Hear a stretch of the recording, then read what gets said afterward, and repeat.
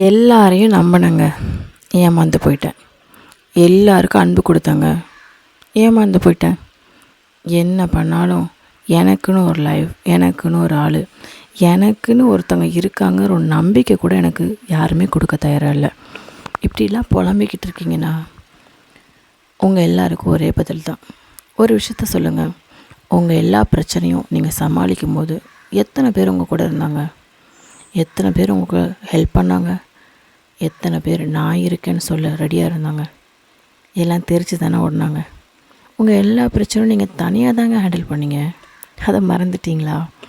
ஒரு விஷயத்தை மட்டும் மறக்காதீங்க, இந்த உலகத்தில் யார் இருந்தாலும் இல்லைன்னாலும் நீங்கள் உங்களுக்கு துணையாக இருக்க ரெடி ஆகிட்டிங்கன்னா வேறு யாருமே தேவையில்லை. ஐயோ அவங்க இல்லையே, இவங்க இல்லையே அப்படின்னு மனசை குழப்பிக்கிட்டு டைம் வேஸ்ட் பண்ணுறத விட நான் இருக்கேன், என்னை விட ஒரு பெரிய ஹெல்ப்பு வேறு யார் பண்ணிட முடியும்? எனக்கு என்ன தேவை, நான் என்ன பண்ணால் சந்தோஷமாக இருப்பேன், இப்படி எல்லாமே எனக்கு தெரியுமே.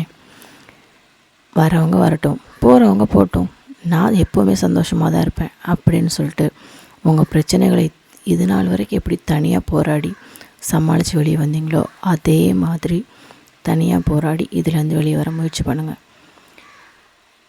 புரியுது, எல்லாருக்குமே ஒரு ஸ்டேஜ்க்கு அப்புறம் அன்புங்கிற ஒரு விஷயம் எதிர்பார்க்குற ஒரு விஷயமாக தான் இருக்குது. ஏதாவது ஒரு டைமில் சமாளிக்க முடியாத சூழ்நிலை யாராவது ஒருத்தங்க தோல் கொடுத்துட மாட்டாங்களா, சாஞ்சு எழுதுற மாட்டோமான்னு. ஆனால் ஒரு விஷயம் நமக்கு புரியறதில்லை, அப்படி கொடுக்குறவங்க கூட கொடுக்குற அடுத்த நிமிஷமே நம்ம உயிரையும் மனசில் இருக்க வழியும் அதிகப்படுத்திட்டு போயிடுறான்.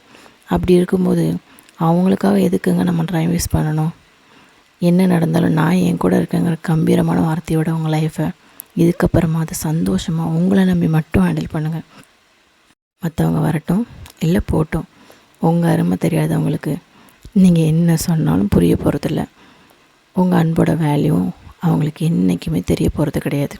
ஸோ அவங்களெல்லாம் துறை போட்டுட்டு சந்தோஷமாக இருக்கிறதுக்கு நம்ம என்னெல்லாம் செய்யலான்னு பார்த்து செய்ய ஆரம்பிக்கலாமா? இது நம்ம லைஃப், நம்ம சந்தோஷமாக இருக்கிறதுக்கு நமக்கு எல்லா உரிமையும் இருக்குது. அப்படி நம்ம என்றைக்கு நம்ப ஆரம்பிக்கிறோமோ அன்னையிலேருந்து நம்ம சந்தோஷமாக தான் இருப்போம். ட்ரை பண்ணி பாருங்கள், கன்ஃபார்மாக சொல்கிறேன், உங்கள் லைஃப்பில் பெரிய மாற்றத்தை நீங்கள் பார்ப்பீங்க.